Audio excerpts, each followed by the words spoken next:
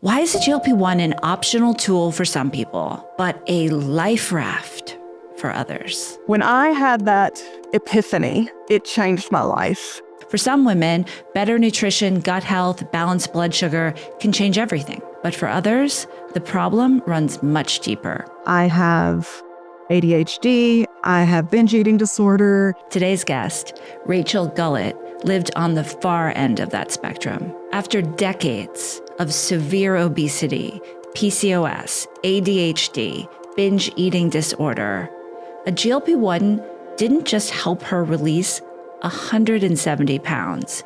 It transformed her entire life. I didn't know I had food noise until it was gone. I'm Elizabeth McGann, your guide to doing GLP-1s the right way. To take our free How to Microdose a GLP-1 Masterclass, just click the link in our episode description.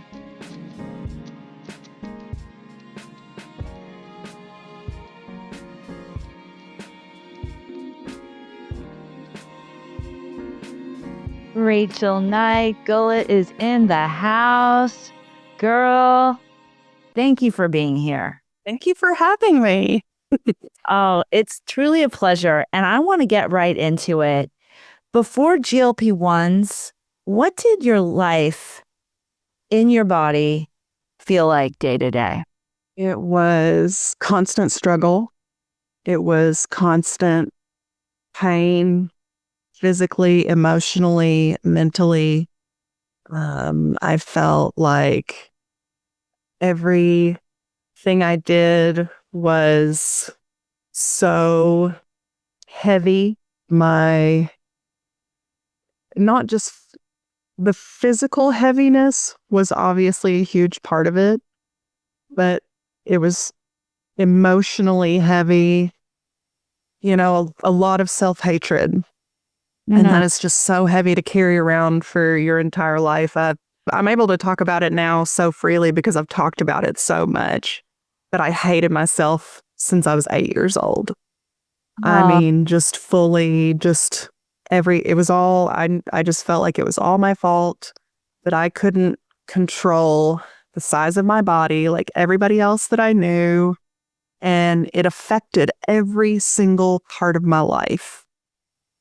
Now I know that I'm neurodivergent, which is heavily tied to all of those struggles.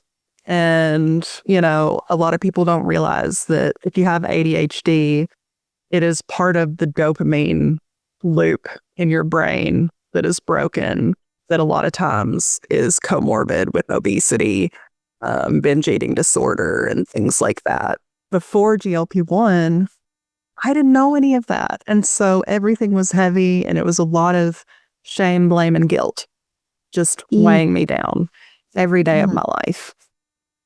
Girl, since you were 8 years old. And how early did food start to feel complicated and painful for you? If it started at 8, what was your relationship with food like? Food was a comfort at that point. And of course, growing up in the South, the term comfort food comes from, our way of life. And we use food to cope with sadness, happiness. We celebrate with food. Everything revolves around food. And so that taught my brain and my body very early that a way to deal with emotions is, and a way to get dopamine. I didn't know I was dopamine seeking, majorly was food. Because I was so young and because it started so young for me, there's not a lot of ways for children to get dopamine, and I was in a bigger body. So like exercise and hard playing and things like that were not a way for me to get dopamine. They felt like punishment. So food was kind of an obvious way to turn. I had ear surgery when I was in the 3rd grade. And that was very much the start of my problem with obesity, the trigger for my chronic obesity. I had I had surgery. I wasn't able to participate in like PE and things like that. I also have had chronic pain, joint pain, and things like that. I think I have probably like hypermobile disorder of some kind, autoimmune. That's, the more we find out about GLP-1 and why it helps so much, just makes so much sense, right? It does. But anyway, when I was little, physical activity was not a way for me to get dopamine.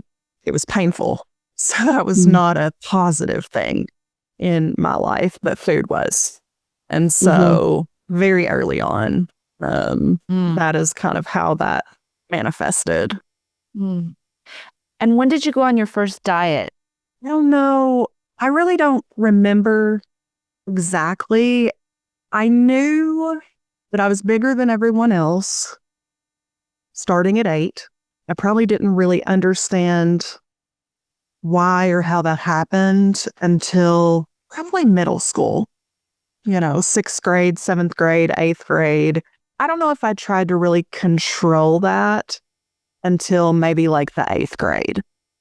And the reason I ask is that when you're younger and you struggle with the disease of obesity, which is a new way of talking about it. I know that term's been out there for a while, but it really is a new way of talking about it. And I imagine it wasn't talked about when you were young, that you were and it showing wasn't early talked about signs. in 2022 when I started this medication and we started, really talking about, it was probably, I think there were about 5 of us in the very beginning in early summer 2022 talking when Mounjaro came out. And there were some provider creators who were medical providers who really helped us understand that obesity was a disease. That blew my mind. Like, I don't know if you curse on your podcast or not. It's technically G-rated, but feel free. We can edit it out. That blew my mind. That really blew my mind because it was the first inkling that this was not my fault. It's a disease? Wait a minute. This was my fault. It's because I have made all of these decisions in my life, right? No. And so, like, being able to understand that I'm an overthinker and overprocessor, it's part of my identity, being neurodivergent. I want to understand the whys, the ins, the outs of everything. And I'm a very logic-driven person. And so it just it clicked for me immediately. This was not my fault. Not to mention, right after I took that first shot, I started to feel a difference. But 2 weeks after, it solidified that idea so heavily that if a medication can do this like that and fix everything in a heartbeat, how was I ever going to replicate that with willpower? I can't change the chemicals in my body.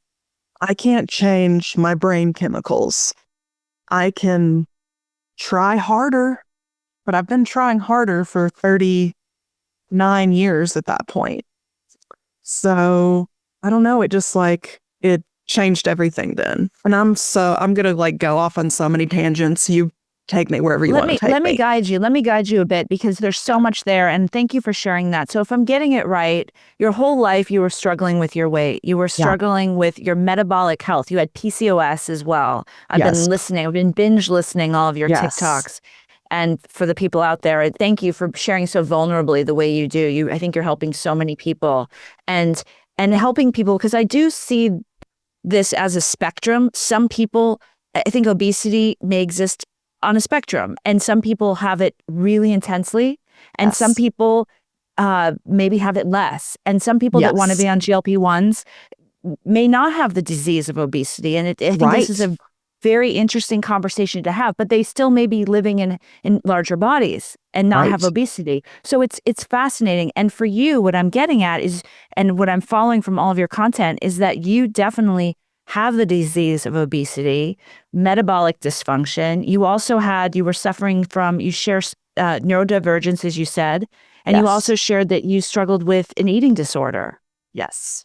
So yeah, I definitely had binge eating disorder starting at 8 years old. For a lot of people, they don't understand that it is so heavily linked with ADHD because ADHD is very much a dopamine deficiency. Your brain is looking for dopamine.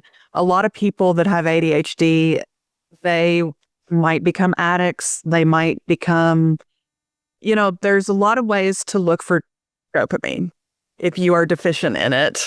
And like my dad was a drug addict. Understanding all of these things has made me understand him so much more. And I wish that I could go back in time. He passed away a few years ago, and I wish I could go back in time and give him a GLP-1. because it treats addiction. It does. And we started talking about that very early on. And when I say we, I mean the community on TikTok, as we were kind of like working through our feelings and epiphanies that we were having daily about what the medicine was doing, how it was working. Your dad and just your past, like what I was circling back, because we were going into the disease of obesity and talking about how much it changed your life. And I really just wanted to shine a light on the fact that you were really struggling with the disease of obesity, some brain chemistry, neurodivergence,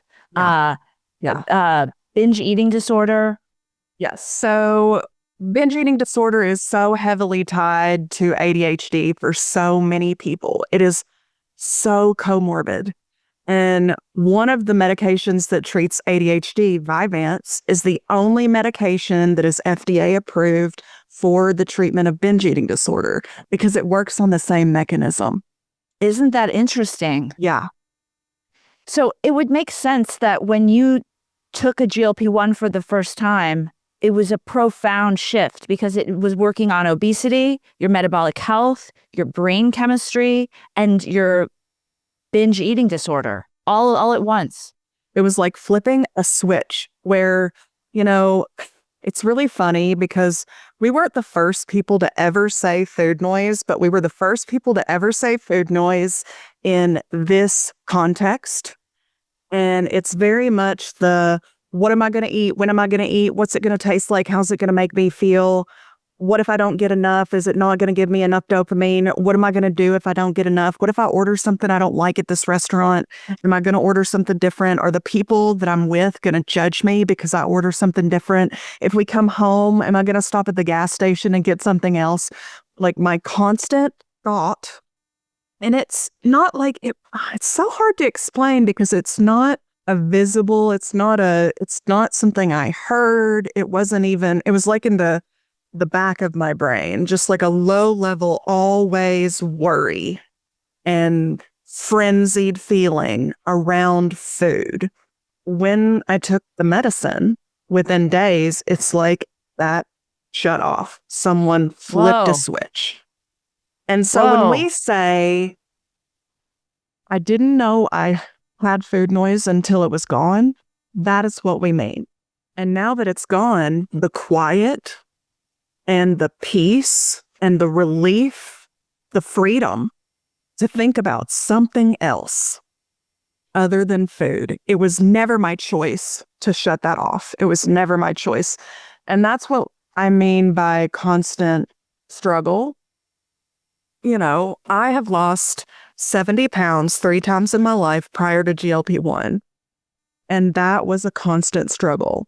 It was a constant fight and battle in my head against the food noise. Not even talking about the physical side of it, but just the mental side of it, the emotional side of it. When your brain is constantly screaming at you for food, you are in a battle. And people that don't have food noise do not understand. People would say, oh, just do this, just do this, just do this. I dieted for 2 weeks and I lost this much weight. That is a completely different experience when you are not constantly battling in your brain. And I very much liken it to someone with addiction. Yes. It very much is food addiction. I have food addiction. and it is not my choice. And it makes me understand my father, who had drug addiction. It was very much not his choice. He had so much clean time. He had 8 years of clean time and then gave in. After 8 years, he certainly did not want to lose that clean time. He certainly did not want to lose his family, you know? And it was not his choice. And I understand that now. It's so weird that it's so heavily tied. And it's beautiful that GLP-1 medication can help these people who are dealing with any kind of addiction. I had one post that went viral very early on, and it's gone because TikTok took my original account. So that account is no more. Tell me about that a little bit. We're going to get back into it. I just want a little bit of TikTok scandal. So I love that you're on TikTok and you've got so many people following you and you're really helping so many people, kind of grassroots movement even for the people that struggle like you do. Tell us more about TikTok and how it's hard on people with GLP-1s. It banned your account? It's so hard. Now, it's not as hard as it used to be. Okay. Well, like in the very beginning, we were villainized, demonized constantly. People would come in our comments and say that we were stealing medication from diabetics and that we were horrible people. And it was a constant battle every single day and constant judgment, even though like we had judged ourselves, most of us, our entire lives.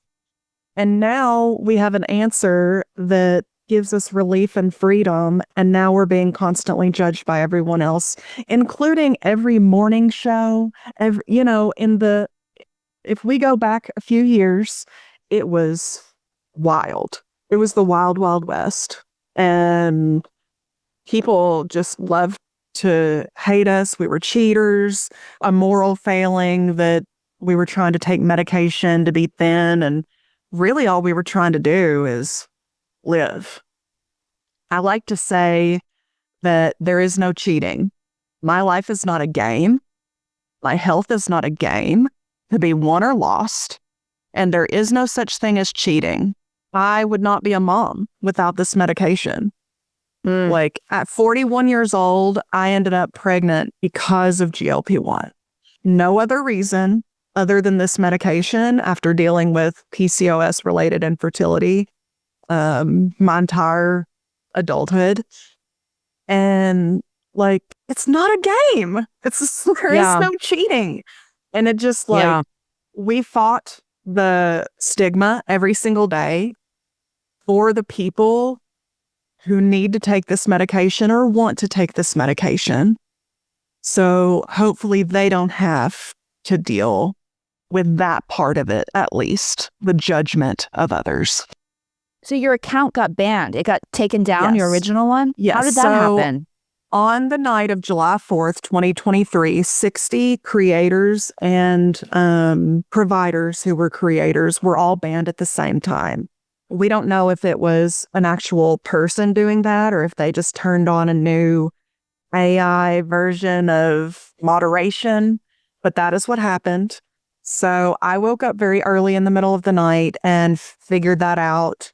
I heard from my friend Lori, and she was also one of the early creators, and she was also banned. So we both somehow got back into our accounts at that point. And so I'm a little dramatic. I went on a live and I got as many GLP-1ers as I could in that live. And I think, the name of the live or the tag I put on there was "We're under attack," because that is what was happening. I created a Discord and kind of got everybody that was banned in the Discord to try to figure out how to get our accounts back. There were legal teams involved. There was media involved. I tried everything I could to try to shine a light on the fact that this was discrimination against a community who was just talking about medical treatment. And their own personal experience. Yeah. Yeah. And also medical providers. Yes. It's interesting, but that's changed because you have another account and you're not experiencing the same. I ended up getting banned 3 times and the third time was the final time. They just continued to come after my account. A lot of people, my friends, we would all try to figure out like a lot of people got their accounts back and went on to stay with them. But I was one of a few that the nail in the coffin, was that third time. And a lot of people think it was because I was one of the first or maybe the most outspoken. Or one of the most outspoken. There are a lot of outspoken creators. I was talking about the government, our healthcare industry, big pharma, the big food industry, big alcohol. Like there's a lot of giant industry, a lot of big money, and they are not a fan of GLP-1 for various reasons. Interesting. Yeah. So oh gosh. maybe it's all that. Maybe it's just heavily moderated by AI, and they can't understand that I'm speaking out against eating disorders. And if you mention eating disorder, even if you're talking about how to treat it, and oh man. Wow. Well, every day is a risk. Everything we say is a risk. It's true. But you start to I've gotten thousands of messages and probably millions of comments, if I count even the early days with that account, of people saying that I'm helping them and that I'm saying how they're feeling, saying how they're, what they're thinking, and that it's validating and helping them understand how it works and why it's not their fault. And so, I don't know, it's just worth the risk. I hear that. And kudos to you for taking the risks you have to help people. I have a question. Addiction is a spectrum. Some people suffer addiction. Yes.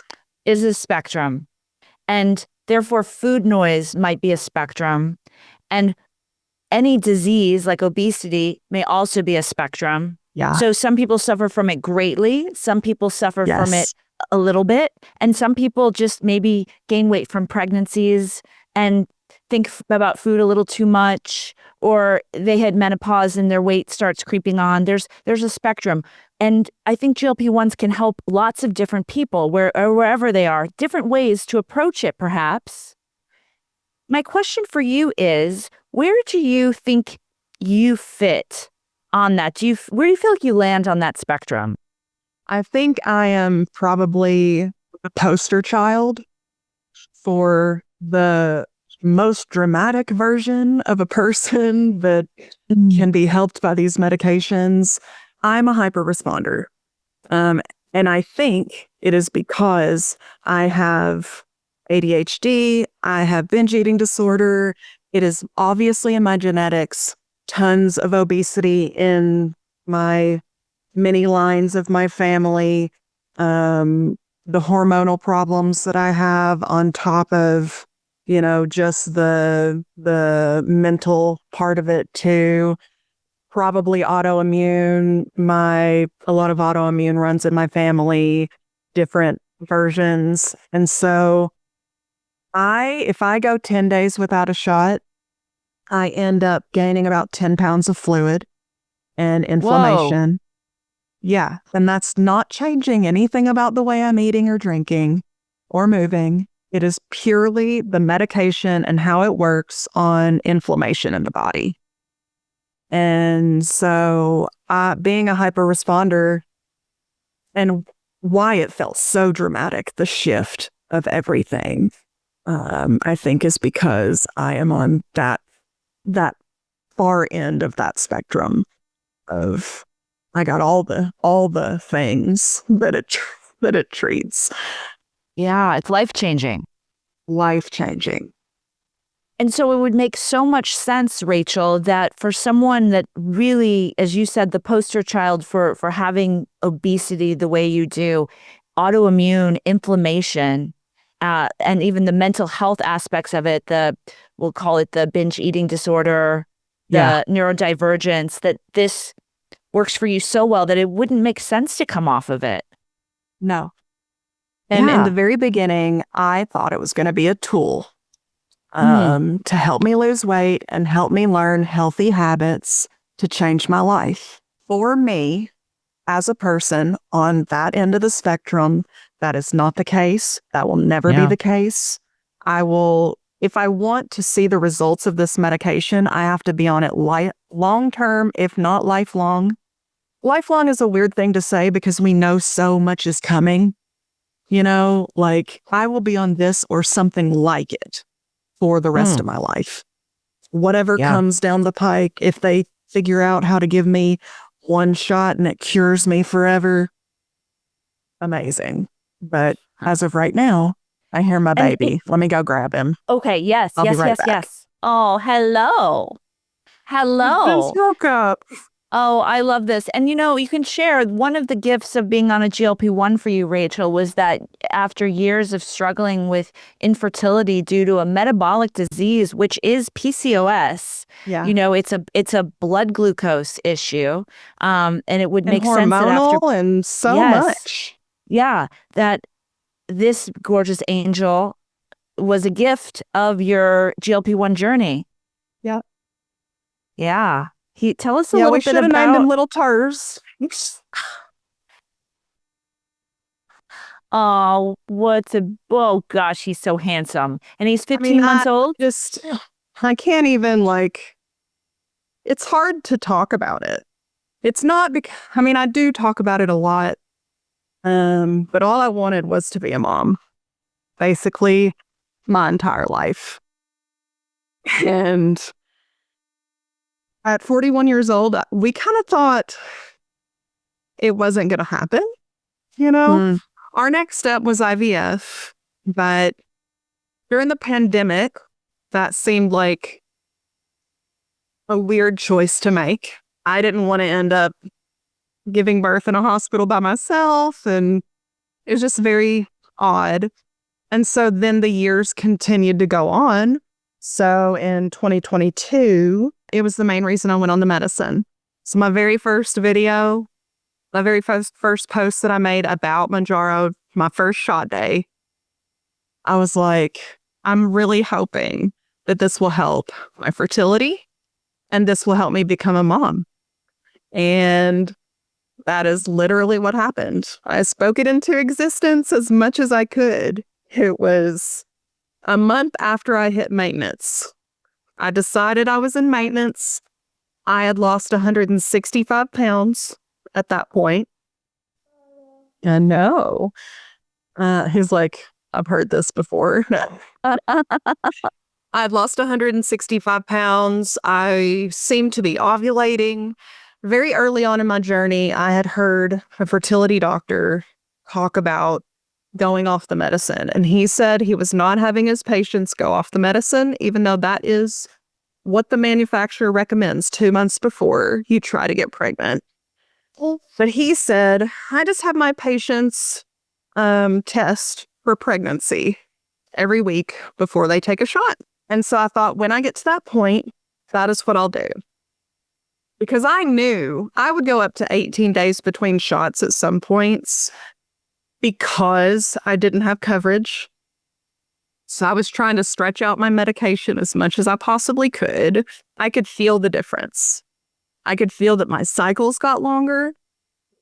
And my cycle ended up in 2 months, the first 2 months of being on medicine, it went from 90 days to 30 days.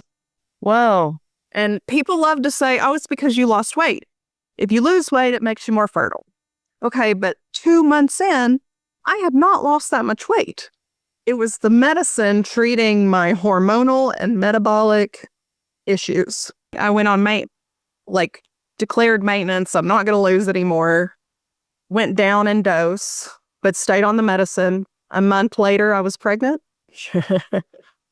I definitely was putting it into the universe, but I was not taking my temperature and trying really hard. I was shocked. My friend Claire, I messaged her, we texted daily, and I was like, I'm late.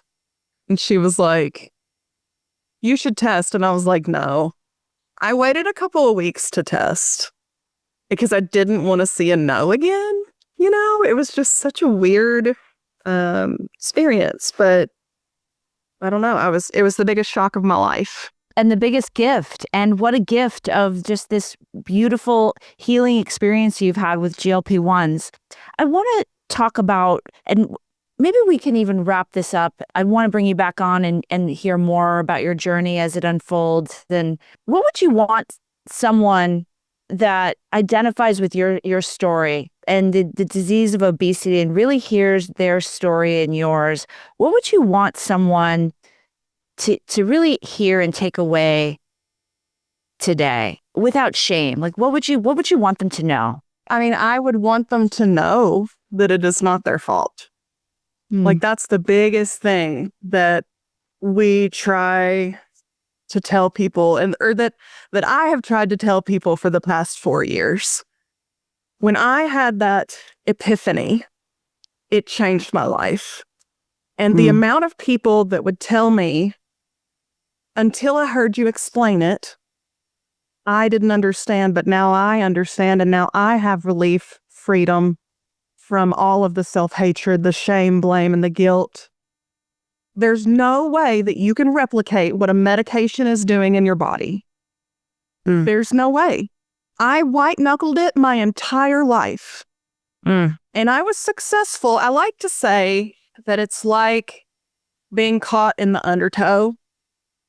You know, like, I would fight like hell to live, to keep my head above water. And it was a constant battle.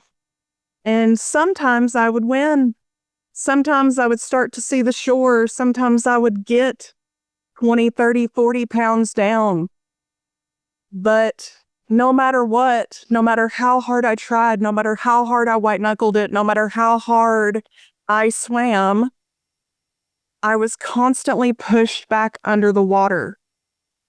And comparing that to someone who is swimming in a calm sea, who does not have the disease of obesity, ADHD, neurodivergence, food noise, hormonal issues, autoimmune conditions, all of that against them, is completely absurd.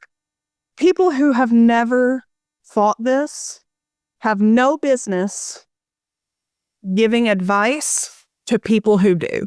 Yes. Honestly. Yeah. 100%.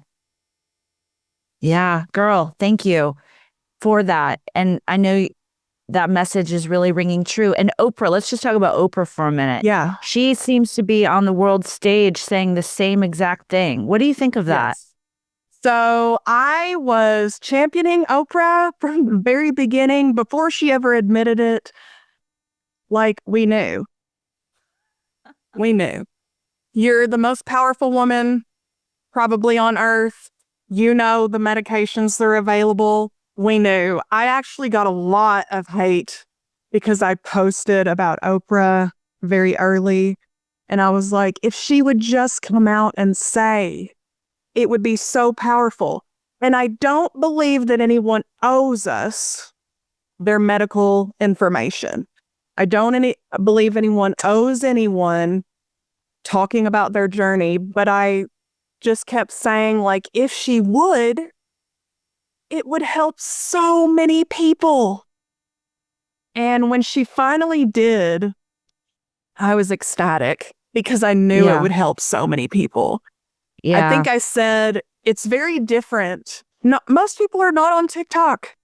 You know, my parents' generation are not on TikTok. My mama is, because I am, but I was like, people are going to stand in line at the Kroger, at the grocery store, and they're going to see it on the People cover, or People magazine cover. And they are going to understand it. And if it's not them that are, maybe they're not the ones struggling, but maybe they'll understand it for someone in their life that they love.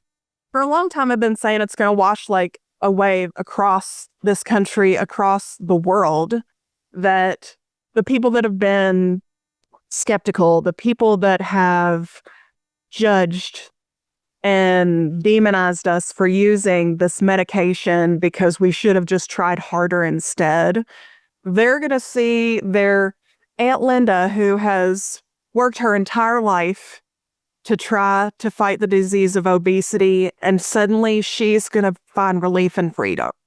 You know, you're going to notice the clerk at the gas station is suddenly lighter, happier. Maybe it will click for these people when they see people from their everyday life, especially people that they love and that they know have struggled and that they know have tried. People love to assume that we've not tried. I know more about health and wellness and diet and exercise than anyone who has lived their entire life in a straight size. But I think it's going to take, and it has taken, and things are changing, and the tide is changing, and there is way less stigma, there is way less shame, there is way less judgment than there was. It's still not over. We still fight another day,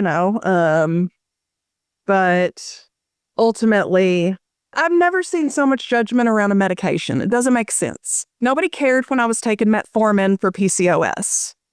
Nobody cared. Are people judging others because they're taking blood pressure medicine, heart medicine? Are people judging others because they have to take gout medication? Like, my husband's a type 1 diabetic. Should we judge him for taking insulin because he needs it to live? There's so much stigma tied to weight. People get a lot of their self-worth from the size of their body.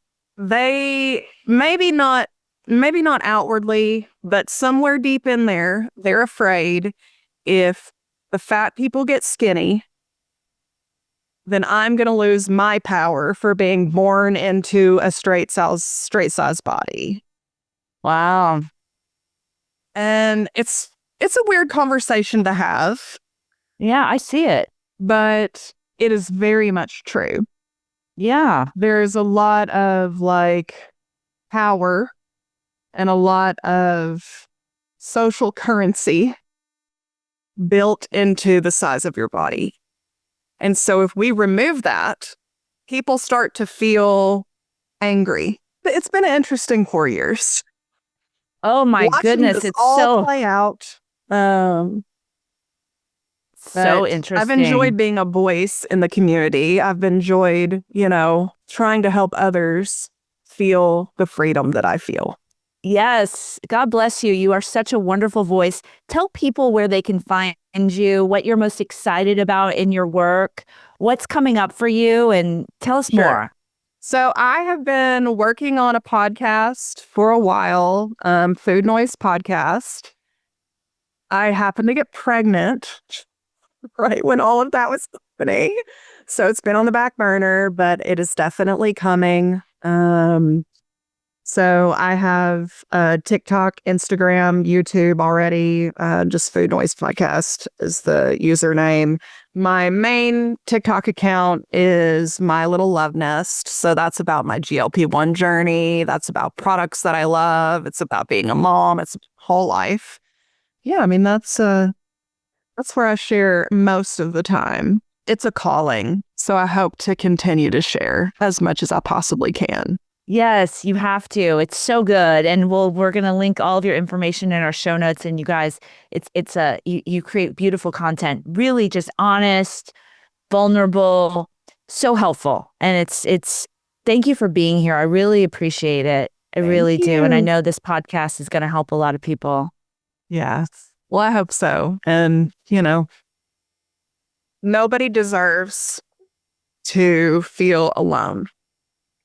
I thought my entire life I was alone in the way that I felt physically, mentally, and emotionally.